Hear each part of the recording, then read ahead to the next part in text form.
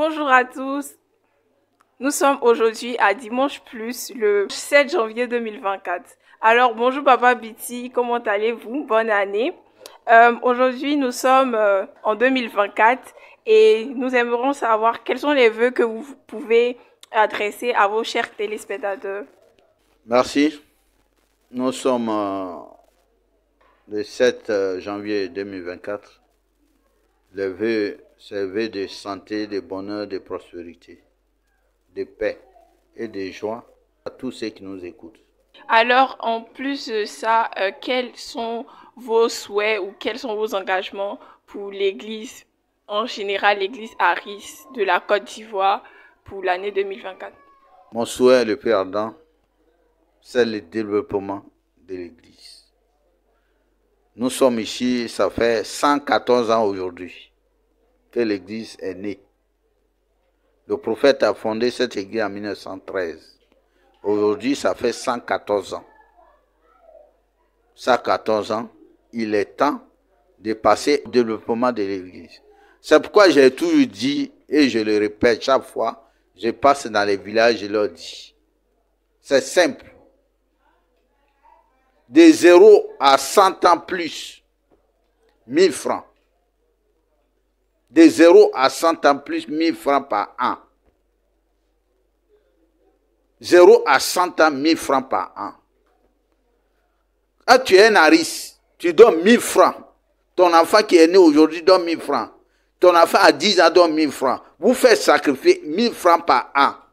On donne ça à la présidence de l'église. C'est ça par an. Je n'ai pas dit par mois, c'est par an. Si on a 1 million ou 2 millions de fidèles qui donnent 1000 francs, ça fait 2 milliards. Avec ces 2 milliards, on va dans tous les recoins, dans tous les coins où c'est tous les collèges. Korogo, Djéné, partout. Où il y a un collège en Côte d'Ivoire, on crée un foyer en riche. S'il y a un collège, on crée un foyer en riche. S'il y a un collège, on crée un foyer en riche. Dans toute la Côte d'Ivoire, on crée des foyers en riche. Si on a 5 millions d'élèves qu'on héberge par 50 000, 5 millions d'élèves par 50 000, ça fait 25 milliards par an. Toi, tu es un riche. Si tu aimes ton église, tu donnes 1000 francs par an. Et puis cet argent, on met une administration en place. Il y aura des comptables qui seront embauchés et ceux qui vont travailler du matin jusqu'au soir pour gérer cet argent. Et c'est comme ça que nous allons fonctionner pour que nous allons... Il n'est pas question d'une église qui a 110 ans. Il faut avoir les ressources financières. Donc, c'est ce que nous devons faire pour que nous soyons au même niveau que les autres. Nous soyons au même niveau que les autres. Il faut que nous ayons notre radio, notre télévision, les universités, les collèges, les industries. C'est pour l'industrie. Nous sommes dans la mondialisation. Si nous avons beaucoup d'argent, nous serons forts. Et nous pourrons. 25 millions de dépôts, on peut créer une banque en riche. Si on a 25 millions de dépôts, on peut créer une banque en riche. Donc, il est temps que chacun dans son village, que chaque fidèle, de 0 à 100 ans, 1000 francs. De 0 à 100 ans, 1000 francs. Donner cet argent à Dieu. Et ça pourrait aider l'Église. Voilà. Merci beaucoup, Papa, pour vos vœux. L'année 2023, à ce que je sais, c'est très bien passé. Alors, on aimerait savoir qu'est-ce qu'on peut retenir de l'année 2023 au niveau de l'Église du Christ Mission Aris Temple-Noé. Bon. Ici, en 2023, vous savez que chaque année, nous faisons les pèlerinages. Nous avons fait le premier pèlerinage à Brégo, le deuxième pèlerinage à Petit Bassam et le troisième pèlerinage au Libéria. Avant ça, le 23 avril, nous étions au Libéria sur la tombe du prophète William Wadi Arish. Le 23 avril, chaque 23 avril de chaque année, le temple Noé, une forte délégation se rend au Libéria pour rendre hommage au prophète William Wadi Arish. Voilà à peu près ce que nous avons fait. Et nous sommes aussi en construction des travaux du grand temple de Globally. Parce que le prophète, avant de quitter la terre des hommes, il a dit, sa résidence sera une église. Et c'est ce que nous sommes en train de bâtir, cette église. Ok, merci beaucoup, papa. Alors, on peut tout de même retenir que l'année 2023 a été une très bonne année pour le temple Noé et que vous avez très bien euh, vécu cette année. Alors, nous sommes fiers de vous et de tous les engagements que vous avez mis en place. Et est-ce que vous pouvez nous dire quelle est l'évolution? C'est-à-dire qu'en 2024, qu'est-ce que vous avez prévu de plus que l'année 2023? L'année 2024, nous avons prévu de beaucoup de choses. Nous allons continuer la construction du temple. Il faut que le travail soit terminé en 2024. En 2024 aussi, nous avons décidé de faire la grande évangélisation au Libéria. Parce qu'il est temps, il faut aller évangéliser les Libériens.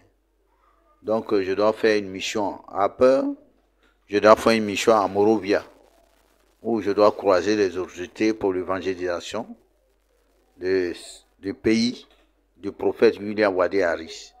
Donc, nous allons entamer un grand programme pour les Libériens, un grand programme aussi pour la Côte d'Ivoire. Cette année, nous avons décidé de voir la situation de certains supérieurs. Les supérieurs qui sont à l'intérieur, il faut les aider. Donc nous sommes en train de voir au conseil de l'Église, nous allons essayer d'analyser comment apporter notre aide à les supérieurs qui sont à l'intérieur et qui souffrent. Autant pour nous, on a décidé, c'est l'année 2024 de voir ces situations aussi. Les aider quelques supérieurs, nos supérieurs qui sont à l'intérieur. Waouh, c'est très gentil de votre part, papa.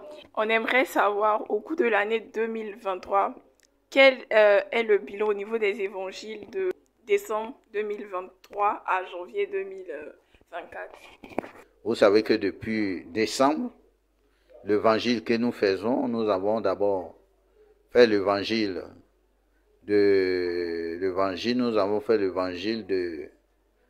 nous avons vu Zacharie et sa femme Élisabeth, qui étaient justes depuis décembre, mais n'avaient pas d'enfant. Et ils ont prié, Dieu les a donné Jean. Et nous avons vu que Jean qui a annoncé l'arrivée de Jésus-Christ. Nous avons vu aussi que l'ange Gabriel a visité Marie. Et c'est ainsi que Marie était très étonnée de ce que l'ange lui a dit et Marie était enceinte. On a vu que Joseph voulait se séparer de la grossesse. Mais Dieu a envoyé l'ange pour annoncer à Joseph de garder cette grossesse. Parce que Joseph ne dormait plus. Il était inquiet. Parce qu'il pensait perdre la dot et perdre la dot de sa femme. Puisque Marie était en grossesse. Et l'ange a dit, cet enfant, il s'appellera Jésus.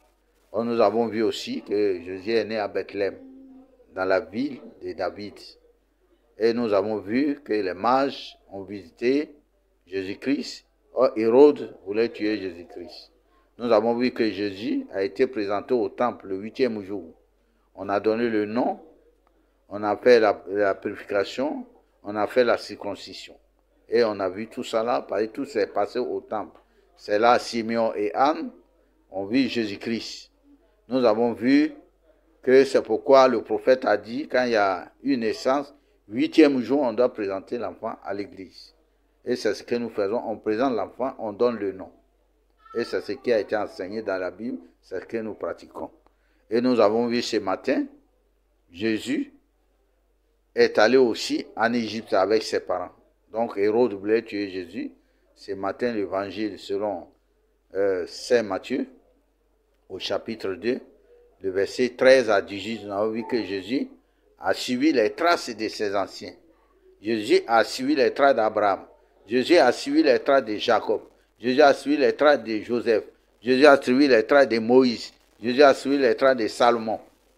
Et c'est pourquoi nous aussi demandons aux Henris de suivre les traces des anciens. Voilà Jésus qui se rend aujourd'hui en Égypte. lui aussi, il va en esclavage en Égypte. Nous aussi, nous devons suivre les traces de ce que les anciens ont sémé. Nous devons suivre ces traces-là. Nous devons récolter ce que les anciens ont sémé. On ne doit pas faire ce que les anciens n'ont pas dit. Donc, Jésus aussi a suivi les traces de ses ancêtres. Nous aussi, nous devons suivre les traces de Samon d'Agré, Gonavi, Akré Batim, Mobiavi, Peter Premier, nous à Tchétchen. L'enseignement qu'ils nous ont donné, nous devons suivre cet enseignement-là. Ok, merci beaucoup, papa.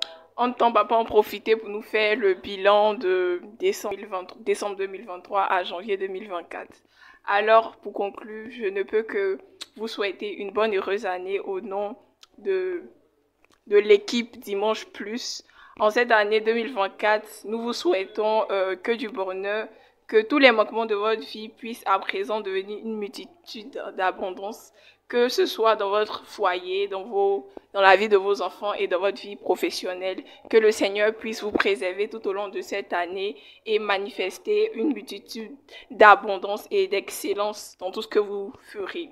Alors nous vous remercions de nous avoir suivis, restez connectés et que la paix du Seigneur soit avec vous.